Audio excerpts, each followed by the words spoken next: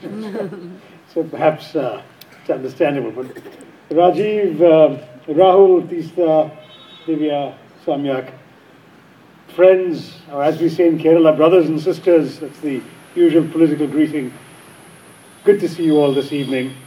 It's almost too cold to focus on the energy that we all need to translate the ideas of this evening into something concrete.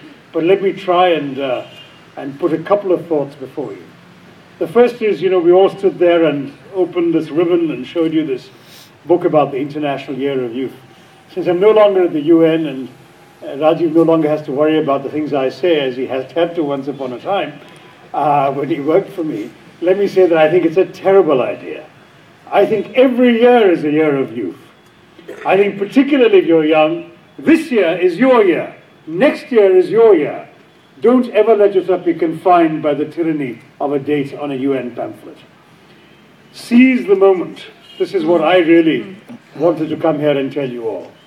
Because the fact is that there is almost no disadvantage of being young that can't be turned into an advantage. You know that George Bernard Shaw, I think it was, said that youth is such a wonderful thing, what a pity we waste it on the young. and that the truth is because, in fact, most young people waste their youth. They waste the opportunities that being young gives you. When you're young, some people say you're too innocent. For me, that's wonderful because it's only the innocent who are capable of holding on to ideals.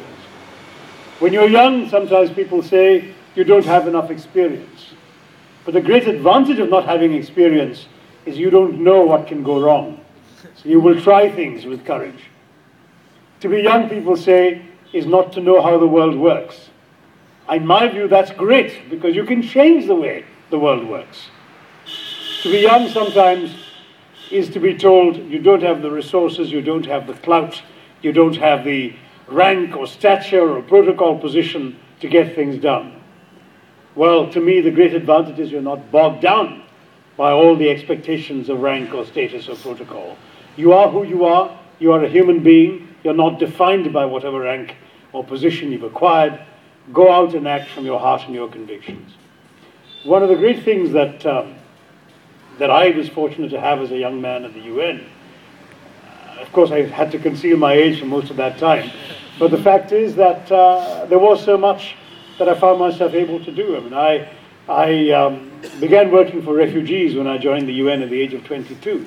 At 25, I was heading our operations in Singapore that were rescuing refugees, or rather the ships that were rescuing refugees on the high seas were coming into the port of Singapore, and was my office's job to try and get them off those ships, negotiate with the government of Singapore and with the countries of potential resettlement to give the guarantees that would get them off the ship. But we also ran the refugee camp, and we essentially were a bunch of young people. At 25, I was actually slightly younger than 3 or 4 of my colleagues, but older than 2 or 3 others.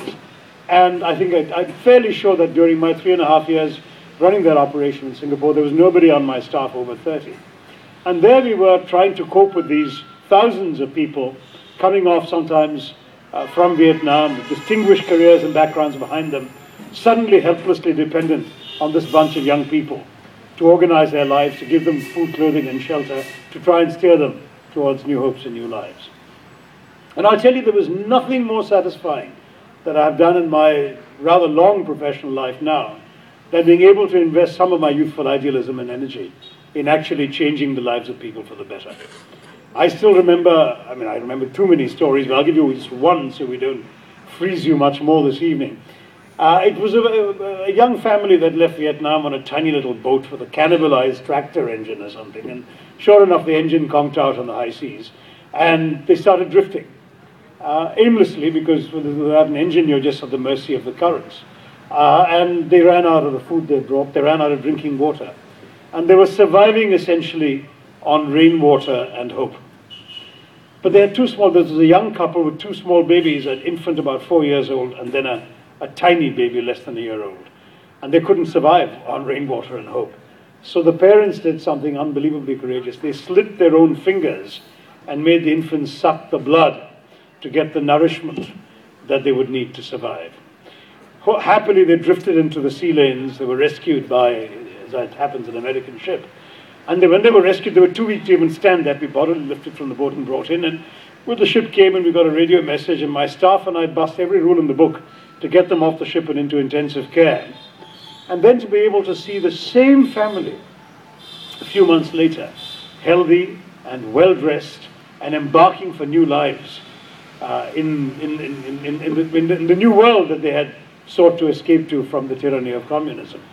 That offered the kind of satisfaction that there are few jobs anywhere in the world you could do, could give me. And I think, to me, moments like that, and the letters I got for some of the things I did from the refugees, meant far more than any UN position or protocol rank or whatever. I still have tucked away in cartons, cards written by Polish refugees fleeing the crackdown on Solidarity in '81 who showed up there. I never forget you, Mr. Tharoor. And these are the things ultimately that sustain you. But these are the things that matter far more to you when you're 25 than when you're looking for the next big rank or the next big position or the next big salary increase. So don't lose that.